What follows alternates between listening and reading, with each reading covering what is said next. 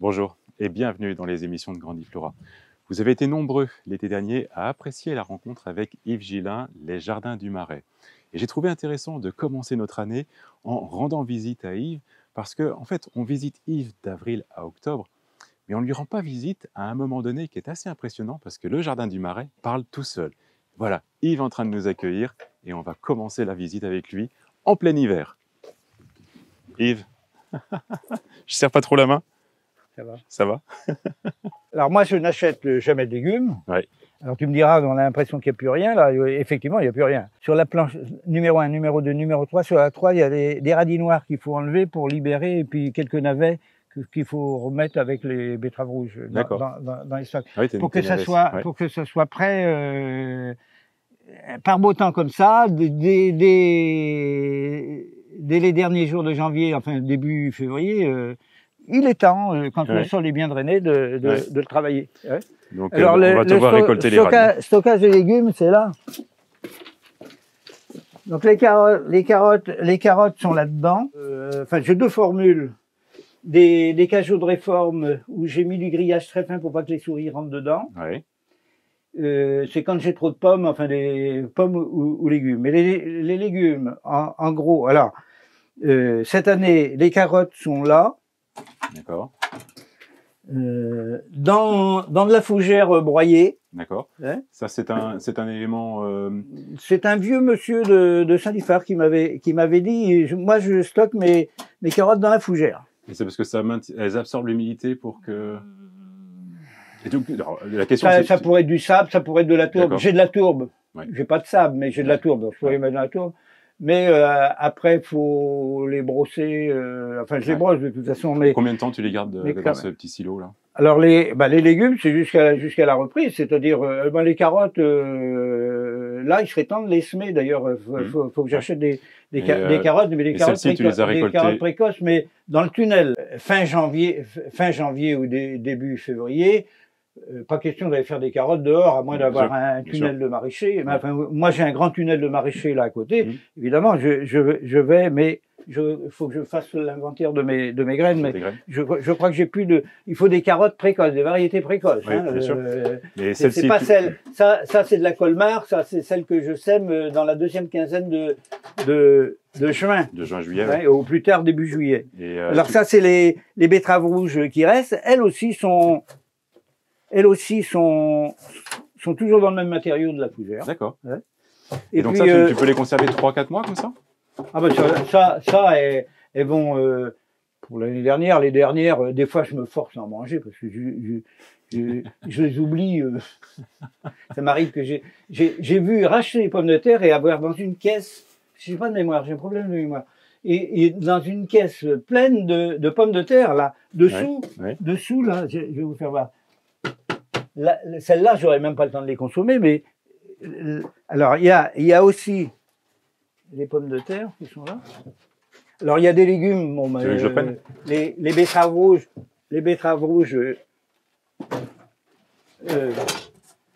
c'est pas ça. Alors il y a encore des patates là.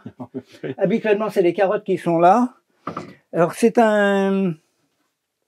devait être un lave-vaisselle, ça, je sais pas, c'est un truc en inox. D'accord. Et je lui ai fait une caisse en contreplaqué. D'accord. Pour faire un coffre à légumes. D'accord. Ouais. Et là, c'est du plan pour ces jours-ci.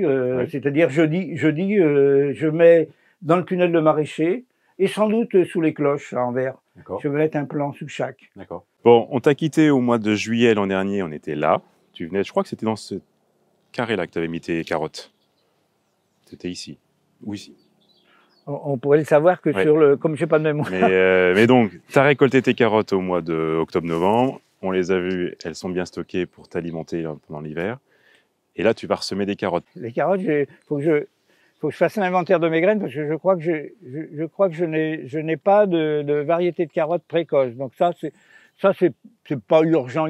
Ce qui est urgent, c'est ce qu'on peut faire en extérieur en tous les cas. Oignons, échalotes, ail, fèves et petits pois. Voilà. Oui, petits pois, ça va être. Mais comme il y a les légumes racines et les légumes aériens, donc là, ce sera les des légumes racines. Et, bon, tu veux dire jeudi, vendredi. Et comme je fais des rotations minimum pas avant 3 ans, voire plutôt 4 ou 5 ans, je fais le plan de mon potager 2 fois par an. Et hier soir, justement, j'ai relevé sur des fiches où est-ce que j'allais pouvoir mettre mes échalotes et mes oignons. Je ne peux les mettre que sur la planche numéro 5. Donc ça, il faut qu'on le dise. On est 2 jours avant cette plantation et donc ça sera jeudi, vendredi où c'est jour racine pour les plantations. Voilà. Donc là, il y a un petit besoin de dynamiser un petit peu la vie microbienne, là, un petit griffage comme ça. Alors il y a un rescapé là. On va le virer. Donc là, c'est redynamiser un petit peu le sol. Ouais. C'est un peu comme si on mettait un coup de pied dans une fourmilière. Et alors là, ce que tu avais fait comme mélange, c'était... C'est un compost de... alors toujours mes matériaux de base, mon compost, on va en parler parce que je vais remplir... Je vais préparer cette planche-là et remplir une brouette de compost pour lui... Bon, il y a eu un paillage, mais ça attendra. C'est-à-dire, la couverture du sol permanente, même l'hiver, c'est pour éviter les lessivages. Oui. Alors, ça évite le lessivage, ça évite la concurrence de l'herbe. Je le reprends dès le début janvier, je reprends la planche numéro 1, numéro 2, numéro 3, numéro 4, numéro 5. J'attends que l'eau baisse. Pour tout ça, ça devrait être... toutes ces vieilles tiges-là devraient être au tas de compost. Oui. Vous voyez, par exemple, grâce au passe-pied, c'est-à-dire aux allées, que je creuse. Donc ça fait un effet de butte et ça permet de drainer, quoi, que les planches soient moins gorgées d'eau, parce que l'eau est... c'est ce qu'on va aller voir parce que je suis cerné par l'eau. C'est ça, parce que si on est venu aujourd'hui, c'est qu'on veut montrer à tout le monde ce que ça veut dire le jardin du Marais. Ah bah oui, il faut montrer que c'est pas une plaisanterie. Le jardin du Marais, les marais, il y a les avantages et les inconvénients. Si les maraîchers s'appelaient des maraîchers, c'est parce qu'ils étaient proches des marais. Ils jardinaient dans les marais parce que l'été, ils n'avaient pas besoin d'arroser. D'accord. Et ils avaient sans doute plusieurs endroits, mais sûrement que le terme maraîcher vient de marais. Alors pour revenir sur tes plantations, donc tu nous dis que cette planche-là cette année, ça veut dire que tu me donnes l'impression que tu fais une rotation tous les 3 ans. Alors jamais avant 3 ans. Alors il y a quand même des règles, des exceptions qui confirment les règles, comme on dit. La pomme de terre et la tomate, donc c'est la même famille, sur les lacets, peuvent retourner au même endroit à 2 conditions: qu'elles ne soient pas malades l'année précédente et de renourrir en conséquence, c'est-à-dire de mettre beaucoup de matière organique. Et le poireau aussi en fait partie. Donc on peut les mettre 2 années successives. Le poireau pourrait retourner tous les ans au même endroit. D'accord. Mais quand même, c'est facile à comprendre parce que faut essayer d'alterner les racines pivotantes, comme les carottes ou les radis noirs, enfin ce qui va chercher les éléments en profondeur. Le poireau avec un système, un racinaire très chevelu, très superficiel. Donc lui, il prend ce qui est en haut et l'autre, il prend ce qui est en bas. Oui. Tu vois, c'est... Et pour restituer, pour pas épuiser indéfiniment le même endroit. Voilà. Alors on a la possibilité, quand on a plus grand, enfin quand je dis plus grand potager, hein, alors quoi que j'ai quand même... ça, c'est mon potager principal, mais j'ai un tunnel de maraîcher, j'ai un autre endroit où je fais mes pommes de terre.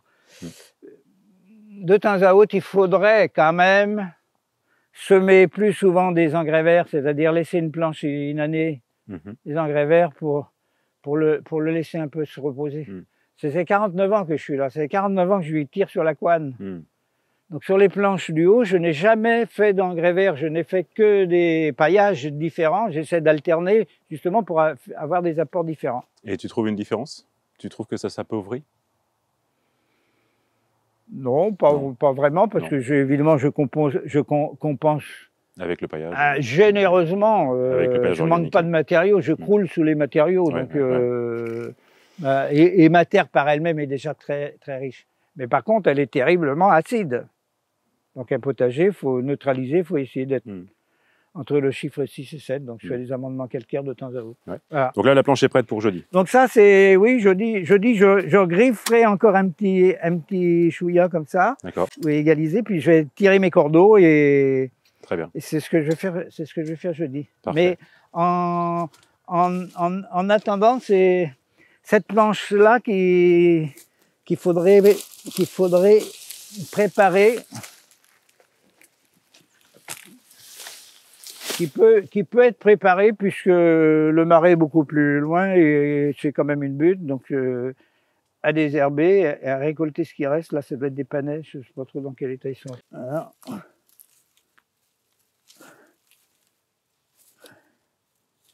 Ben voilà, ça fera l'affaire. Attends, n'y touche pas notre seul. Je sais qu'avec chez Yves, il ne faut rien faire. Ah, ici, personne ne peut m'aider. Personne ne peut t'aider. J'ai appris ça. Et ceux-là, tu peux aussi les conserver. Oh ben, ils auraient dû être dans les caisses. Hein. Ouais, effectivement, il y a les rats qui peuvent être une gêne. Il y a les petits rats des champs, ouais. Les surmulots là, qui me bouffent les légumes racines. Et qui bouffent même parfois les graines de fèves si je les sème trop tôt. C'est eux qui me les bouffent. Tu vois, dans la nature, c'est comme ça. Ouais, mais il faut avoir, je dis toujours, 10%.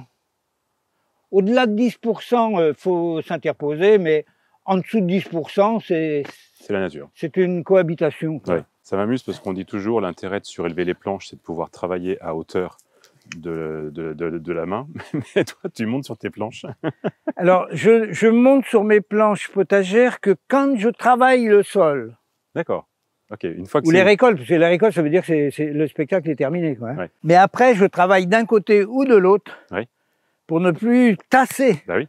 Alors, s'il reste des paillages sur votre planche potagère, eh bien, pour pouvoir travailler le sol, on les met dans les allées. Soit dans les allées ou momentanément sur le bord. Des matériaux assez fins comme le mien, là, le rosé broyé. Je vais les mettre sur le côté pour pouvoir travailler. Mais sinon, on le met carrément dans l'allée et qu'on peut après reprendre et remettre éventuellement. Oui. Mais jamais tu n'aères le sol l'hiver.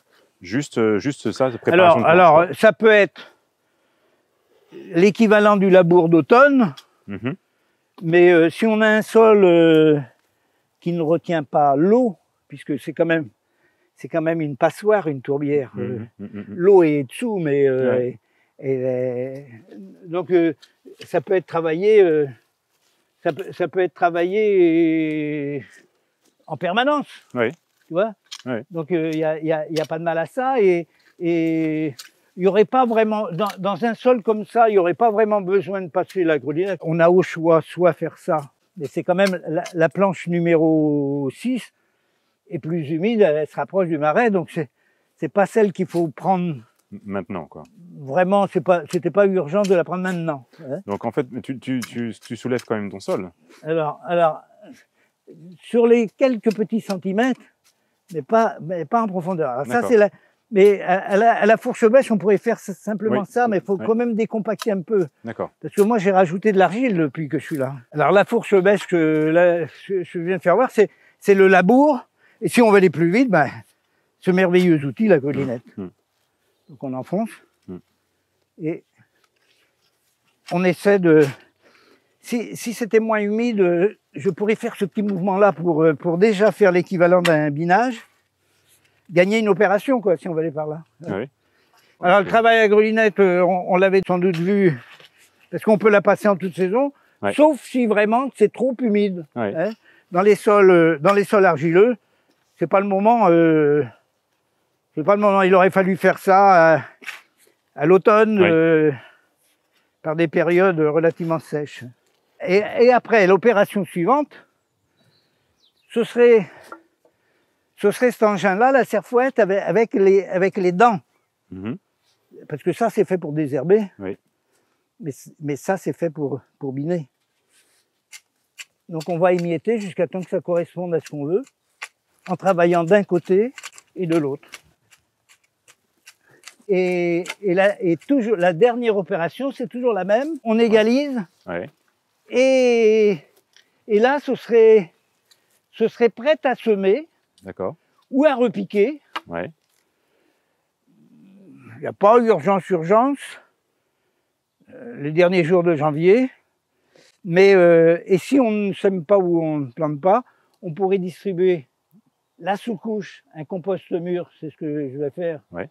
Et préparer. Ouais. Une petite couche et par-dessus un paillage en attendant le programme. Très bien. On a effectivement évoqué cette planche, elle est prête, celle-ci elle est prête. Maintenant, il faut rajouter le compost. Oui, en principe, il ne faut pas laisser le sol nu, parce qu'un sol nu, c'est l'activité microbienne qui régresse et l'eau qui fout le camp. En ce moment, évidemment, on cherche à ce que ça s'évapore quand même. J'ai un excès d'eau, la pauvre, même sur des terres aussi légères. Mais aussi, par exemple, si j'avais à semer des carottes là, dans 15 jours par là-haut, je découvrirais le paillage complètement pour que la terre se réchauffe, parce qu'elle est noire, pour qu'elle capte le soleil. Et petit à petit, je repaillerai très progressivement. Tu vois, tu le ferais, ça, mettre des carottes dans 15 jours, mi-février? Ah oui? Ah oui? Oui. Bah oui. Okay. Pas Il va en avoir dans le tunnel, c'est ce que j'allais dire. Mais je vais sûrement faire une ligne dehors. C'est-à-dire que j'essaie toujours, entre le tunnel et la pleine terre, de faire des décalages de 15 jours en 15 jours. Tu vois, pour échelonner, pour les récoltes. Ouais. Voilà, on voit le compost.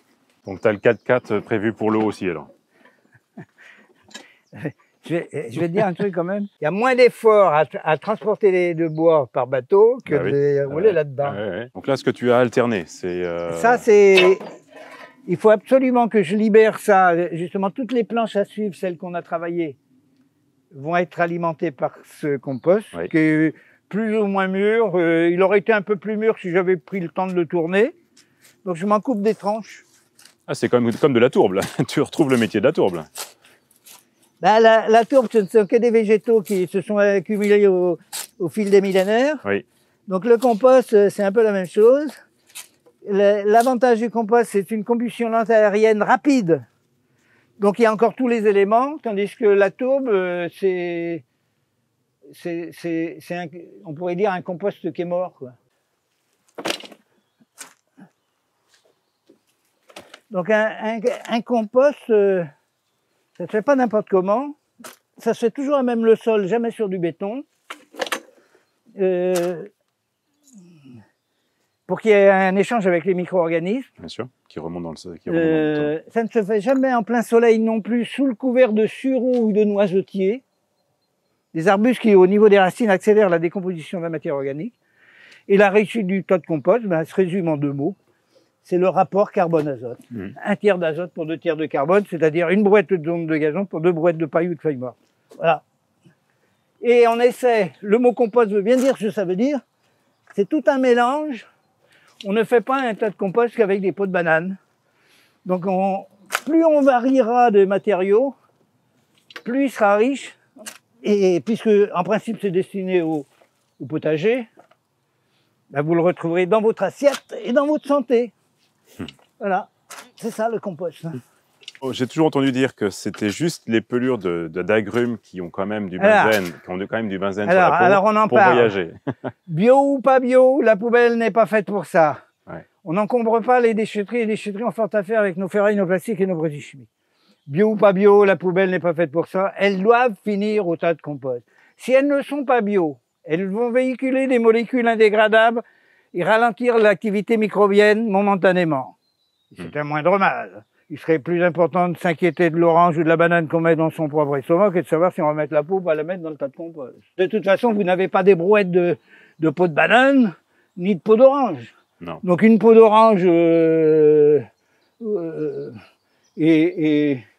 donc on peut la mettre. Notre clémentine actuelle, on la met. Les peaux d'orange, les peaux de banane. Je dis tout est recyclable sur cette planète, moi-même y compris. Les déchets carnés aussi, mais on balance pas. Attendez, on balance pas un animal crevé là, en surface.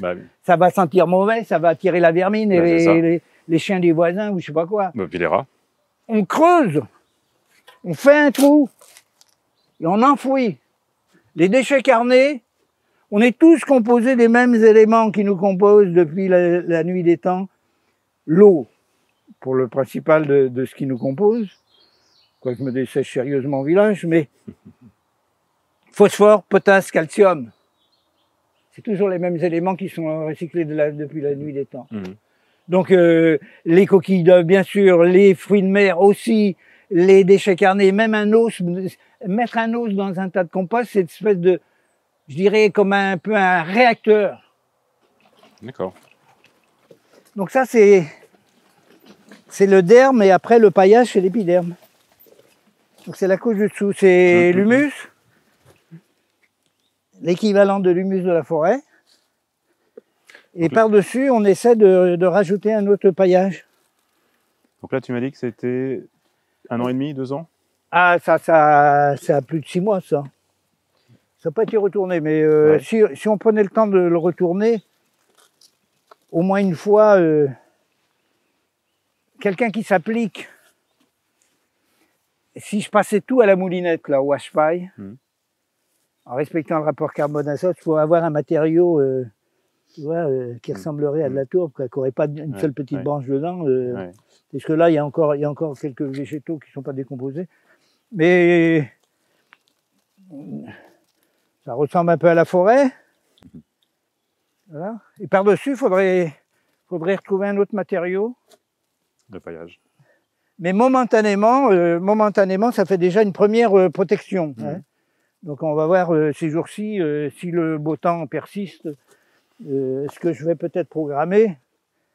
Je vais voir. Sinon, je remettrai un paillage un peu comme ça, là. Comme j'ai mis là à l'automne. Je rajouterai par-dessus du carbone. Donc ça, c'est l'équivalent des feuilles mortes de l'automne, quoi, disons. Très bien. Tu mentionnais, donc tu vas couper le bois pour te chauffer. Et la cendre, tu l'ajoutes également ? Alors la cendre, je l'incorpore bien sûr. Toujours avec parcimonie. Aussitôt la grelinette passée, je fais un saupoudrage comme ça. Ah, d'accord. Juste un saupoudrage, d'accord. Ah oui, parce que là, il y a phosphore, potasse, calcium, et le potassium attaque la vie microbienne. Un peu comme la chaux vive, ça brûle. Donc il ne faut pas en mettre trop à la fois. D'accord. Donc là, ok. Donc ça, tu fais ça après la grelinette? Après la grelinette ou après, même après avoir distribué le compost, mais il serait préférable de le faire avant le compost. Et parfois, c'est un amendement calcaire, donc un carbonate de chaux. Alors la ressource, ce serait c'est de se rabattre sur un carbonate de chaux, une chaux éteinte, pour remonter le pH, uniquement pour ceux qui ont des sols acides comme le mien, parce qu'ici c'est pH 4,5 au départ. Donc terriblement acide. Et si je veux faire pousser des choux, enfin c'est des légumes qui ont besoin de calcaire, qui poussent mal dans les terres acides. Bon, Yves, merci pour cet échange. On est fin janvier, début février. On voit que ça y est, c'est ici, il n'y a jamais d'interruption. Hein. C'est clair. Je bosse. Alors, dans le potager, mais le jardin d'ornement est tellement grand. Et puis l'hiver, il y a le bois, les fagots, les trucs. Et les bricolages imprévus, ou même prévus. Donc, les journées, je n'ai pas le temps de les voir passer. Donc, on fera un petit thème cette année où on vient te voir régulièrement. Oui, comme ça va nous permettre de partager. Et surtout, c'était intéressant de montrer ton jardin en hiver, parce qu'en fait, on ne le voit pas en hiver. C'est un lieu très particulier. Je ne vais pas dire qu'il est unique, mais...